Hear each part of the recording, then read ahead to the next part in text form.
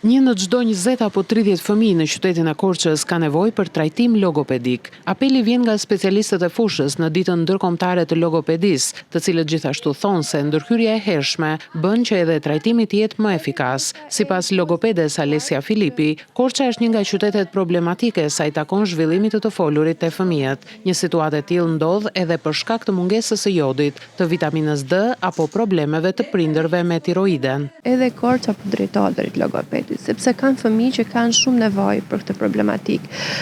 Prindit i vënë re me vonesë ose në kohën e dur, kjo varet nga gatishmëria e prindit ose vëmendja e prindit për ta vrojtuar fëmijën. Por një në 20 deri në 30 fëmijë, patjetër minimalisht mund të themi, kanë nevojë për trajtim logopedik. Mund të jetë qytet problematik, edhe qytetet e tjera, dhe Tirana është problematik, por Korça ka probleme të tilla, domethënë me pjesën e të folurit, artikulimit, vonesat e të tjera.